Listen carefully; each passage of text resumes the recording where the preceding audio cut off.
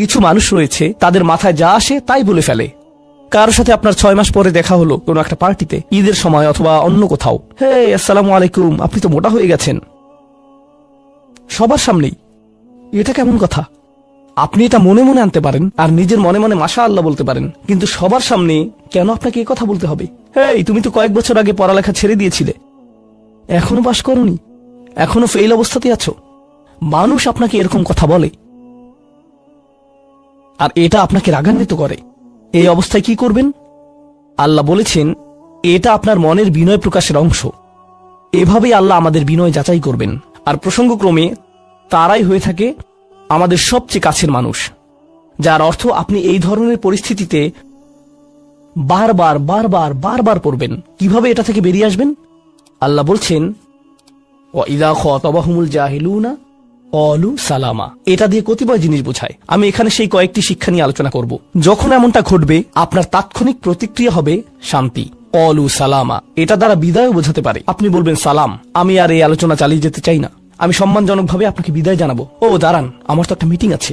এর বাকি অংশটুকু আপনি মনে মনে বলতে পারেন আল্লাহর সাথে দোয়া করার জন্য, কিন্তু এটা তার কাছে প্রকাশ করার প্রয়োজন নেই। শুধু বলুন যে আমার একটা মিটিং আছে, আর সেখান থেকে চলে আসুন, কারণ আপনি এটা নিতে পারবেন না। তারা সেখান থেকে বেরিয়ে আসে সম্মানজনকভাবে, এটা একটা অর্থ। যখন জঘন্য মানুষ আপনার কাছে আসে, বেরুবার পথ খুঁজে বের করবেন।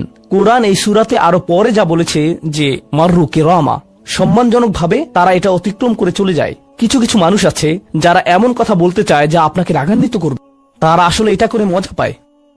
তারা কথা বলবে শুধু আপনাকে উত্তেজিত করার জন্য। আর তাদের কেউ কেউ জানে যে ঠিক কি বলতে হবে, কারণ তারা আপনার সাথে আগেও কথা বলেছে। আর তারা জানে যে কোন জিনিস আপনাকে রাগিয়ে তুলে, তাই তারা জানে যে কোন বাটনটি প্রেস করতে হবে আর কিভাবে আপনাকে বিরক্ত করতে হবে। আপনি বসে আছেন, আমি উত্তেজিত হব না, আমি উত্তেজিত হব না, আমি উত্তেজিত হব না, কিন্তু তার কথা শুনে আপনি বিশাল দানবে পরিণত হয়ে গেলেন, যার ফলে সব ধ্বংস হয়ে যাবে। আর সেই ক্ষেত্রে আপনাকে আগে এটা রোধ করতে হবে। আপনি এখানে কথা বলতে পারেন আর বলতে পারেন যে দেখুন, আমি এই বিরোধ চাই না, আসুন শান্তিপূর্ণ সময় ব্যয় করি, আসুন এই বিষয়টা নিয়ে আজ আর কথা না বলি, এতে অনড় থাকুন। এটা দিয়েও ক্বালু সালামা বোঝায়। আমি আপনার সাথে ঝগড়া করতে চাই না, আমি শুধু চাই আলোচনাটা যাতে কুৎসিত পথে এগিয়ে না যায়। কখনো কখনো আমরা ভদ্রতা দেখাই, আর সেই সুযোগে মানুষ আমাদেরকে অসম্মানজনক কথা বলতে থাকে, এবং আত্মবিশ্বাসের সাথে মানুষকে জানিয়ে দিবেন যে তাদেরকে থামতে হবে, তারা সীমা ছাড়িয়ে যাচ্ছে। এটা সঠিক নয়। এমনটা করা সম্মানহীনতা নয়, শিষ্টাচার বহির্ভূত নয়। আপনি নিজের জন্য রুখে দাঁড়াতে পারেন, কিন্তু এটা শুধু মর্যাদাপূর্ণ উপায় করতে হবে, এমনভাবে যা শান্তিপূর্ণ। এছাড়াও সালামা শব্দটিকে অনেকেই অবস্থা হিসেবেও দেখেছেন। অন্য কথায়, যখন তারা জবাব দেয় তারা পরিপূর্ণ শান্তিপূর্ণ অবস্থায় থাকে, এটা ভিন্ন একটা অর্থ। যখন জঘন্য মানুষের আপনার সাথে কথা বলে, তারা আপনাকে বিরক্ত করে, তারা রাগান্বিত করে, তারা মিথ্যার পর মিথ্যা, মিথ্যার পর মিথ্যা, মিথ্যার পর মিথ্যা বলে, আর আপনাকে সেখানে বসে এটা শুনতে হয় যেন এটা সত্য। আর তারা এটা অন্য মানুষের সামনে বলে, আর আপনি কোনো কারণ ছাড়াই ঝামেলায় পড়ে যান। যখন আপনি জবাব দেন, আপনার জবাব যাই হোক, জবাবটা শান্ত হওয়াটাই উত্তম। যখন জবাব দিবেন, আপনাকে শান্ত এবং পরিশীলিত হতে হবে। এটাই ক্বালু সালামা। আর যারা জীবনে এটা ধারণ করতে পারে, তারা আল্লাহর কাছে বিশেষ মানুষ, ইবাদুর রহমান। অন্য কথায়, এই অনুপ্রেরণাটিকে আমাদের মনে রাখতে হবে। সেই রকম সময়ে যেই ব্যক্তির সাথে আপনি কথা বলছেন সে এর যোগ্য না, বরং সে হয়তো চপটাঘাত পাওয়ার যোগ্য। আপনাদের কেউ কেউ হয়তো প্রতিউত্তর দেয়ায় খুবই পারদর্শী, কেউ হয়তো আপনাকে বিদ্রুপাত্মক কিছু বলছে, আপনি তাকে কথা দিয়ে পিষে ফেলতে পারবেন। ও মাই গড, আপনার মাথায় যে জবাবগুলো আসে, তালিকা করা একাধিক জবাব, আমি কি এ বি সি বলবো নাকি উপরের সবগুলো একসাথে বলবো, আপনার মাথায় এটা চলছে। আর সেই মুহূর্তে যখন আপনি বিরত হওয়ার সিদ্ধান্ত নেন, কঠিনভাবে না বলার, প্রতিক্রিয়া না দেখানোর, শান্ত থাকার সেই শক্তি অর্জনের জন্য আপনার আর আমার অনুপ্রেরণা যা হবে তা হলো, আমি ইবাদুর রহমানের মধ্যে শামিল হতে চাই। আমি ভুলে যাব যে আমি এই অপ্রীতিকর কথোপকথনে রয়েছি, কারণ ঠিক এখনই আমি আল্লাহর সংস্পর্শে রয়েছি, আর তার বিশেষ রহমত আমার উপর বর্ষিত হচ্ছে। সেই জন্যই তিনি আমাকে এই পরিস্থিতিতে ফেলেছেন, যাতে আমি তার নৈকট্য অর্জন করতে পারি। এটা আসলে একটা আশীর্বাদ। এই অপ্রীতিকর সঙ্গগুলো আসলে একটা আশীর্বাদ, যাতে আমি তার নৈকট্য পেতে পারি। সুবহানাল্লাহ। ওয়াইবাদুর রহমানিল্লাযীনা ইয়ামশুনা আলাল আরদি হাওনা ওয়া ইযা খাতাবাহুমুল জাহিলুনা ক্বালু সালামা। লক্ষ্য করুন এরপর আল্লাহ কি বলছেন। দ্বিতীয় শ্রেণীর মানুষেরা, তাদের বিশেষ গুণটি বর্ণিত হচ্ছে। প্রসঙ্গক্রমে এর অর্থ এটা না যে তারা অন্য কিছু করে না, যেমন তারা নামাজ পড়ে না, তারা হালাল খাবার গ্রহণ করে না। এগুলো তো থাকতেই হবে, তারা তো ইতিমধ্যে ইবাদ। এগুলো হলো ইবাদ হওয়ার বাইরের অতিরিক্ত গুণাবলী। দ্বিতীয় মহান গুণটি কি? দ্বিতীয় শ্রেণীর এই মানুষেরা যারা আল্লাহর কাছে প্রিয়, কোন জিনিসটা তাদের বিশেষ মানুষে পরিণত করেছে? ওয়াল্লাযীনা ইয়াবিতুনা লিরাব্বিহিম সুজ্জাদান ওয়া কিয়ামান, যারা রাত্রি অতিবাহিত করে তাদের প্রভুর উদ্দেশ্যে সিজদারত এবং দণ্ডায়মান অবস্থায়। তারা লোকচক্ষুর অন্তরালে গভীর রাতে নামাজে মশগুল থাকেন, কারণ তারা জানেন যে রাতের গভীরে আল্লাহ তাদের সবচেয়ে নিকটে থাকেন। আমাদের অনেকের জন্য এটা অনেক কঠিন যে আল্লাহ যদি তার সবচেয়ে নৈকট্যপ্রাপ্ত মানুষদের কথা বলেন, এই শ্রেণীর মানুষদের দিয়ে শুরু করাটাই প্রত্যাশিত ছিল। এটাই প্রত্যাশিত ছিল যে আল্লাহ এমন মানুষদের দিয়ে শুরু করবেন যারা সবচেয়ে বেশি নামাজ আদায় করে, বিশেষত এমন সময়ে যখন তিনি নিকটে থাকেন, যা হলো রাতের মধ্যপ্রহর। সেখান থেকে শুরু হওয়ার কথা ছিল, কিন্তু না, তিনি সেখান থেকে শুরু করেননি। তিনি বিনয় দিয়ে শুরু করেছেন, কারণ রাতের সেই নামাজ যখন আপনি এবং আমি আল্লাহর সামনে বিনয়াবনত হই, নামাজরত অবস্থায় অন্য কেউ দেখার সুযোগ না থাকে, চমৎকৃত করার মতো আর কেউ না থাকে, একমাত্র যাকে আপনি চমৎকৃত করতে চান তিনি হলেন আল্লাহ। আপনার আত্মাভিমান চলে গিয়েছে, আল্লাহর সম্মুখে দণ্ডায়মান হয়ে আপনি পূর্বেকৃত সকল অপরাধ স্বীকার করেছেন। আল্লাহর সাথে আপনি উন্মুক্ত আলোচনায় রত আছেন, সকল অহংকার থেকে মুক্ত হয়ে। যদি নিজেকে অহংকার মুক্ত করতে চান, প্রথম ধাপটি হলো আপনি কি মানুষের সামনে অহংকারকে বিসর্জন দিতে পারেন, আর তারপর আল্লাহর সম্মুখে উপস্থিত হন। আমরা এমন অনেক মানুষদের কথা জানি যারা ইবাদতে পারদর্শী, কিন্তু মানুষের কাছে তারা খারাপ হিসেবে বিবেচিত। এটা আদর্শ নয়। এখানে একটি শ্রেণীকে অগ্রাধিকার দেয়া হয়েছে, আর এরা তারাই যারা মানুষের সাথে বিনয়ী। তারপর যারা আল্লাহর সামনে বিনয়াবনত হয়ে উপস্থিত হয়। এটা অর্জন করা সহজ নয়, কিন্তু যদি সপ্তাহে একবার, আমি জানি যে এটা কঠিন হবে, কিন্তু সপ্তাহে একবার আপনি মসজিদে ইশার নামাজ পড়লেন, আর এরপর সরাসরি বাসায় চলে গেলেন আর ঘুমিয়ে পড়লেন, আর সেটা তখনই সম্ভব হবে যদি আপনি প্রত্যুষে ঘুম থেকে উঠেন, আর এরপর দিনে না ঘুমান। তো ফজরের সময় উঠুন, এরপর ঘুমাবেন না, নিজেকে পরিশ্রান্ত করুন, এশা পড়ুন, এরপর ঘুমাতে যান। এরপর অ্যালার্ম দিয়ে রাখুন, ফজরের 30 মিনিট আগে অ্যালার্ম সেট করুন, উঠে গিয়ে কয়েক রাকাত নামাজ পড়ুন। শুধু এটুকুই করুন, নিজের মতো করে এটা করুন। এজন্য অন্য কারো ঘুম ভাঙাবেন না, এটা নীরবে করবেন। ঘরের কোনো এক কোণে চলে যান, সেখানেই নামাজ পড়ুন। যদি সপ্তাহে একবার বা দুবারও এটা করতে পারেন, যে প্রশান্তি পাবেন, আল্লাহর সাথে যে সম্পর্ক অনুভব করবেন, সেটা আপনাকে সবচেয়ে কঠিন সময়েও সাহায্য করবে। আল্লাহ আমাদেরকে এই মানুষদের অন্তর্ভুক্ত করে দিন। ওয়াল্লাযীনা ইয়াবিতুনা লিরাব্বিহিম সুজ্জাদান ওয়া কিয়ামা। এরপর আসছে তৃতীয় ধরনের মানুষের কথা। ওয়াল্লাযীনা ইয়াকুলুনা রাব্বানা ইসরিফ আন্না আযাবা জাহান্নাম ইন্না আযাবাহা কানা গরামা ইন্নাহা সাআত মুস্তাকাররা ওয়া মুকামা। এই মানুষেরা শুধু একটি দোয়া করে, দোয়ার তালিকা নয়। তাদের একমাত্র দোয়া হলো, ইয়া আল্লাহ, আমি জাহান্নামে যেতে চাই না। অন্য যেখানেই রাখেন, জাহান্নামে নয়। আমাকে জাহান্নামে রাখবেন না, আমাদেরকে জাহান্নামের শাস্তি থেকে দূরে রাখুন। অবস্থান করার জন্য এটা বিভৎস একটা জায়গা। আমি এটা এক মুহূর্তের জন্য দেখতে চাই না। আমি সেখানে স্বল্পস্থায়ী ভাবে থাকতে চাই না, আর আমি সেখানে দীর্ঘস্থায়ী ভাবেও থাকতে চাই না। দোয়াটি মনোযোগ দিয়ে শুনুন। ইন্নাহা সাআত মুস্তাকাররা ওয়া মুকামা। প্রথমত, এটা একটা শাস্তি, এটা বিশাল একটা সাজা। আমি সেখানে স্বল্প মেয়াদের জন্য থাকতে চাই না, আর আমি সেখানে দীর্ঘমেয়াদের জন্য থাকতে চাই না। কিছু মানুষ রয়েছে যারা সেই একই রোগে আক্রান্ত হয়েছে। উম্মার মধ্যে, মুসলিমদের মধ্যেই একই রোগ যা বনী ইসরাইলেরও ছিল।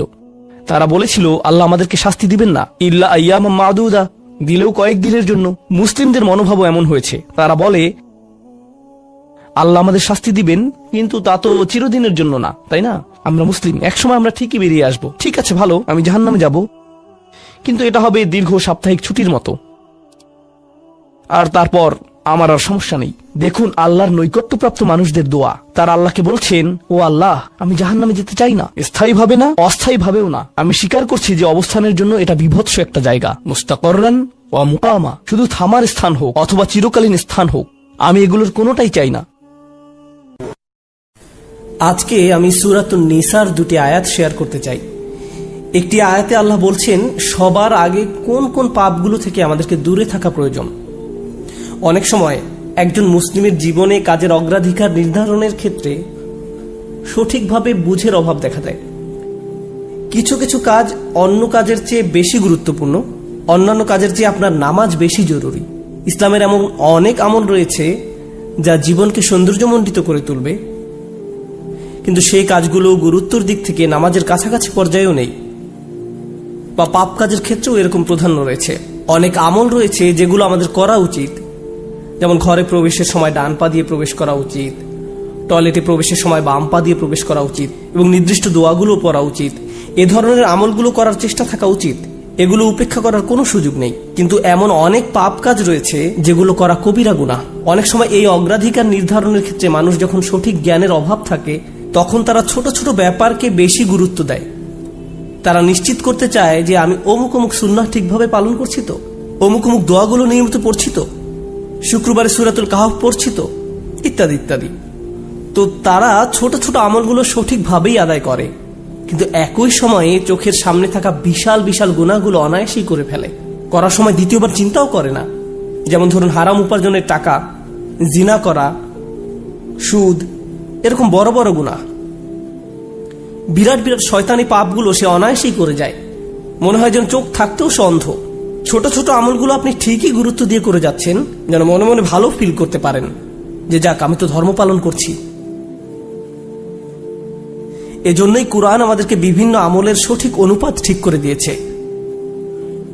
আল্লাহ এই আয়াতে বলছেন, ইনতাজতানিবু কাবাইরা মা তুনহাউনা আনহু, যদি তোমরা নিষিদ্ধ কাজের বড় বড়গুলো হতে বিরত থাকো।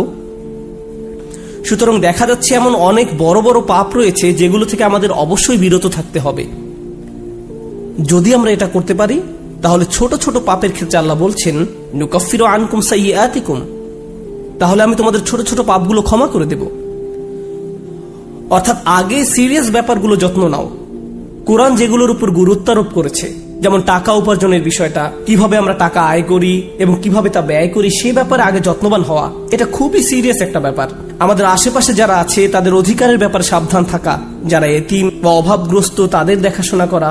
সূরা মাউনে আল্লাহ বলছেন, ফাযালিকাল্লাযী ইয়াদউল ইয়াতীম, সেই ব্যক্তি যে এতিমকে গলা ধাক্কা দেয়। এগুলো বড় ধরনের পাপ। তারপর যেভাবে আমরা আমাদের ব্যবসা বাণিজ্য চালাই, কেউ যদি আপনার কাছে টাকা পায়, কোনো কন্ট্রাক্ট মানতে যদি ওয়াদাবদ্ধ হন, কোনো সেবা প্রদান করার জন্য যদি আপনাকে বেতন দেয়া হয়, কাজের ক্ষেত্রে সততা বজায় রাখা। ঠিক একইভাবে কোরআনে বর্ণিত সবচেয়ে ভয়ঙ্কর পাপগুলোর একটি হলো সুদ। একইভাবে আমাদের পবিত্রতা রক্ষা করা, অর্থাৎ জেনা ব্যভিচার থেকে বিরত থাকা, এটা কবিরা গুনাহ। এটা এত বড় গুনাহ যে আল্লাহ বলছেন, লা তাকরাবুজ জিনা, ব্যভিচারের কাছেও যেও না। অন্যান্য ছোট ছোট গুনায় তোমরা হয়তো জড়িয়ে পড়বে। হতে পারে তোমার নামাজে যথেষ্ট মনোযোগ ছিল না, অজুটাও হয়তো উত্তম রূপে করা হয়নি। হতে পারে যখন নামাজ পড়ছিলে তখন অন্য কোথাও মন পড়েছিল। হতে পারে হজ বা উমরা করার সময় কিছু কিছু নিয়মকানুন ঠিকমতো পালন করতে পারোনি। কখনো কখনো হয়তো ধৈর্য হারিয়ে ফেলেছিলে। এই ছোট ছোট বিষয়গুলো ক্ষমা করে দেয়া হবে, কারণ তোমরা বড় বড় পাপ থেকে বিরত ছিলে। ছোট বড় পাপের এমন একটি তারতম্য কোরআনে জোর দিয়ে উপস্থাপন করা হয়েছে। কিন্তু এই আয়াতের যে ব্যাপারটি আমার কাছে বেশ চমৎকার লেগেছে, সেটা শুধু তিনি যে আমাদের পাপগুলো উপেক্ষা করবেন তা নয়, বরং এই পাপগুলোর কথা মনে করে আমরা প্রায় লজ্জিত হয়ে পড়ি। আল্লাহ এর সাথে সাথে আরো যোগ করে বলেন, ওয়ানুদখিলকুম মুদখালান কারিমা, এবং সম্মানজনক স্থানে তোমাদের প্রবেশ করানো হবে। অন্য কথায় ওই ছোট ছোট ত্রুটিগুলোকে উপেক্ষা করে তোমাদেরকে সম্মানিত করা হবে, মর্যাদা দেয়া হবে। আর ওই সব লজ্জাজনক ব্যাপারগুলো তোমাদের রেকর্ড থেকে মুছে ফেলা হবে। তাই যখন তোমরা আল্লাহর সামনে আসবে, অপমানিত হবে না, তোমাদের সম্মানজনক স্থানে প্রবেশ করানো হবে। এই আয়াতের আরেকটি ব্যাপারও আমার কাছে বেশ চমৎকার মনে হয়েছে। এই আয়াতের পূর্বের কয়েকটি আয়াতে কিছু কিছু কবিরা গুনাহ নিয়ে কথা বলা হয়েছে, যেমন ব্যবসায় প্রতারণা করা, কাউকে অন্যায়ভাবে হত্যা করা। আর ছোট ছোট পাপ ক্ষমা করে দেওয়ার আয়াতের ঠিক পরের আয়াতে আরো অসাধারণ উপায়ে জীবনের বিভিন্ন বড় বড় পাপে জড়িয়ে পড়ার যে মূল কারণ সেটা বলা হয়েছে। আল্লাহ আযজা ওয়া জাল্লা বলেন, ওয়ালা তাতামান্নাউ মা ফাদ্দালাল্লাহু বিহি বা'দাকুম আলা বা'দ, আর তোমরা আকাঙ্ক্ষা করো না এমন সব বিষয়ে যাতে আল্লাহ তাআলা তোমাদের একের উপর অন্যের শ্রেষ্ঠত্ব দান করেছেন। তো আমাদের ক্ষেত্রে যা ঘটে যখন আমরা এমন কাউকে দেখি যে আমাদের চেয়ে বেশি টাকা উপার্জন করে, আমাদের চেয়ে তার চেহারাটাও বেশি সুন্দর, তার গাড়িটাও উত্তম, তার সাংসারিক জীবনটাও প্রশান্তির, কখনো কখনো ভাই বোনের মাঝেও এই হিংসা দেখা দেয়। যেমন আমি বলতে শুনেছি, আমার বোনের গায়ের রং আমার চেয়ে উজ্জ্বল। হিংসা বিভিন্ন প্রকৃতির হতে পারে। কারো ভালো কিছু থাকার কারণে আপনি তাকে ঈর্ষা করতে পারেন, এবং আপনার নিজের সেটা না থাকার কারণ নিয়ে সারাক্ষণ চিন্তা করতে পারেন। আর এই চিন্তা আপনাকে শেষ করে দিতে পারে। এটা ছোট বড় যে কোনো কিছুর জন্য হতে পারে। এটা বস্তুগত বিষয়, যেমন অর্থকড়ি, ঘরবাড়ির জন্য হতে পারে। আবার অবস্তুগত বিষয়, যেমন বাবার ভালোবাসা, মায়ের ভালোবাসার জন্যও হতে পারে। বাবা কেন তাকে এত ভালোবাসে, আমার প্রতি তো এত মনোযোগ দেয় না। মা সবসময় শুধু আমার দোষ দেখেন, তিনি কখনো ওর দোষ দেখেন না। মাঝে মাঝে পিতামাতার আচরণ ব্যাপারটাকে আরো জটিল করে তোলে, কারণ তারা বারবার বলতে থাকেন, কেন তুমি তোমার ভাইয়ের মতো হতে পারো না? ও কত লক্ষ্মী। তাদের এমন আচরণ পরিবারের ভিতরে আরো বেশি হিংসা তৈরি করে। আল্লাহ এখানে বলছেন, অন্যদের যা দেয়া হয়েছে তার জন্য আকাঙ্ক্ষা করো না। আপনি নিজেই তো দেখতে পান যে আপনার চেয়ে ভালো চেহারার মানুষ রয়েছে, আপনার আমার চেয়ে বুদ্ধিমান মানুষও রয়েছে, আমাদের চেয়ে বেশি টাকা কামাই করে এমন লোকজনও রয়েছে। পরিবারে এমন কেউ থাকতে পারে যে আপনার চেয়ে বেশি প্রশংসা লাভ করে। কখনো কখনো হয়তো অন্যায়ভাবে তাদেরকে প্রাধান্য দেওয়া হয়, কিন্তু অনেক ক্ষেত্রে আসল ব্যাপার হলো আল্লাহ তার জন্য রিজিকের যে দরজা খুলে দিয়েছেন তা তিনি আমার জন্য খুলেননি, তিনি আমার জন্য অন্য দরজা খুলে দিয়েছেন। আমরা অন্য একজনকে যা দেয়া হয়েছে ঠিক সেটাই কামনা করি। আল্লাহ আপনাকে আমাকে অন্য একজনের মতো করে বানাননি। আল্লাহ অন্য মানুষদের জন্য রিজিকের যে দরজা খুলে দিয়েছেন তা হয়তো আমার জন্য দেননি। আমাদের প্রত্যেকেরই রয়েছে জীবিকা উপার্জনের স্বতন্ত্র সুযোগ। আল্লাহর অনুগ্রহ অর্জন করতে হলে আমাদের প্রত্যেককে যে সুযোগ দেয়া হয়েছে তার আলোকে কঠোর পরিশ্রম করতে হবে, অন্যদের সাথে নিজেকে তুলনা করে নয়। এই আয়াত যে ইতিবাচক বিষয়গুলোর প্রতি জোর দেয় সেটা আলোচনা করার পূর্বে আমি আরেকটা ব্যাপারে কথা বলতে চাই। এই হিংসা কেন অনেকগুলো বড় বড় গুনাহের মূল কারণ? আমাদের জানা মতে রেকর্ড করা ইতিহাসে আল্লাহর বিরুদ্ধে সর্বপ্রথম যে বিদ্রোহ করা হয় তা হলো ইবলিস শয়তানের বিদ্রোহ। আর এই বিদ্রোহের মূল কারণ ছিল হিংসা। সে কেন এত মনোযোগ পাচ্ছে? তাকে তো জাস্ট মাটি দিয়ে তৈরি করা হয়েছে। এভাবেই অবাধ্যতার শুরু। মানুষ পৃথিবীতে আসার পর সর্বপ্রথম যে পাপটি সংঘটিত হয় তা হলো কাবিল কর্তৃক তার ভাই হাবিলের হত্যা। সেটাও ছিল হিংসার কারণে। এই হিংসা এতটাই জঘন্য আর কদাকার হতে পারে যে আপনি যদি ইয়াকুব আলাইহিসসালামের মতো একজন মহান নবীর সন্তানও হয়ে থাকেন, আর আপনার ভাইও যদি হয়ে থাকেন একজন অসাধারণ ছেলে যে কিনা এখনো নবী না হলেও তার মাঝে নবীর বৈশিষ্ট্য বিদ্যমান রয়েছে, এই হিংসা আপনাকে এতটাই নিয়ন্ত্রণহীন করে দিতে পারে যে আপনি তাকে হত্যা করতে উদ্যত হতে পারেন। আমি যা বোঝাতে চাচ্ছি তা হলো হিংসা এবং ঈর্ষাকে ছোট করে দেখা উচিত নয়। ব্যাপারটাকে এমন মনে হতে পারে যে এটি আমার আপনার ভিতরে একটা অনুভূতি মাত্র। মূলত হিংসার আরবি শব্দ হলো হাসাদ, আর হাসাদ শব্দের শাব্দিক অর্থ হলো আঁচড়। তারা এটাকে এভাবে বর্ণনা করে, হিংসা হলো মনের ভিতরে একটি চুলকানি। ঠিক শরীরের চামড়ার উপর কোনো পোকামাকড় কামড় দিলে আপনি যেমন চুলকাতে চান সেরকম। এটি যত চুলকাবেন অবস্থা তত খারাপ হবে। আপনার উচিত হলো একে উপেক্ষা করা, এবং এক সময় এটা এমনিতেই ভালো হয়ে যাবে। আপনাকে এটা উপেক্ষা করতে হবে। এটাই হাসাদ। ইমাম হাসান রাদিয়াল্লাহু তাআলা আনহু বলেন, আমি হিংসুকের চেয়ে এমন কোনো অনিষ্টকারী দেখিনি যাকে আসলে বেশি ক্ষতিগ্রস্ত ব্যক্তির মতো দেখায়। সাধারণত কেউ ক্ষতি করলে অন্য একজন তার এই ক্ষতির কারণে ক্ষতিগ্রস্ত হয়, কিন্তু হিংসার ক্ষেত্রে ক্ষতিকারী নিজেই নিজের ক্ষতি করে। সে হিংসা করছে কিন্তু এই হিংসার কারণে নিজেই নিজের অনিষ্টের শিকার হচ্ছে। আর এই কারণেই সূরা ফালাকে হিংসুকের হিংসা থেকে আমরা আল্লাহর নিকট আশ্রয় প্রার্থনা করি। ওয়া মিন শাররি হাসিদিন ইযা হাসাদ। হিংসুকের অনিষ্ট থেকে যখন সে হিংসা করে, ঠিক সেই মুহূর্তে যখন সে হিংসা করে, এটা খুবই গুরুত্বপূর্ণ একটা ব্যাপার। এই হিংসার কারণে আপনার আমার জীবনে ভয়ঙ্করতম সমস্যা তৈরি হতে পারে।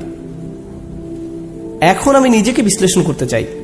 যখন আমি নিজেই অন্যকে হিংসা করতে শুরু করি তখন কোন কোন ধরনের নিয়ামত থেকে নিজেকে বঞ্চিত করি? যখন আমি নিজেই অন্যের উন্নতি সহ্য করতে পারি না, ব্যাপারটা আর একটু খোলাসা করে বলছি।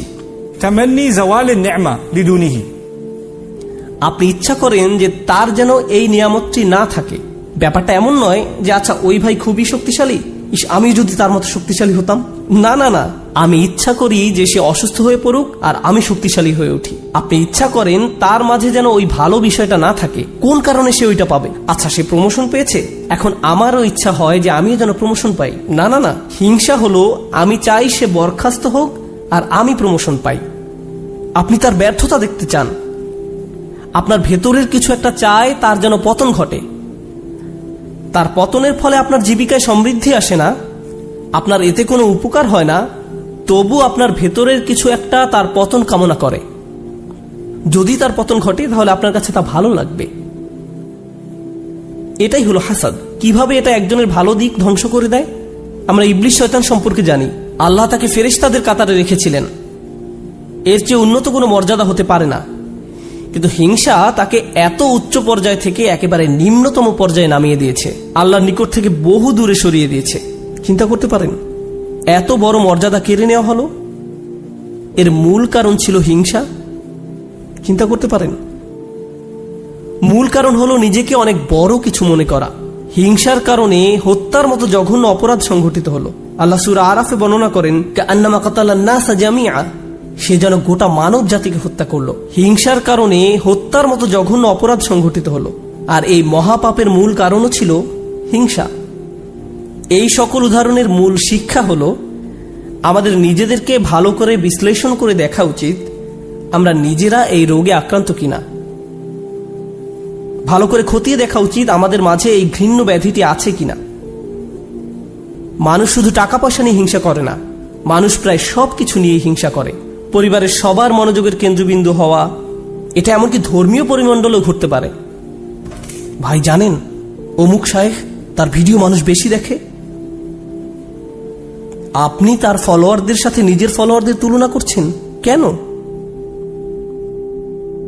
মাহফিলে তাকে কেন প্রধান বক্তা করা হলো? তাকে কেন সব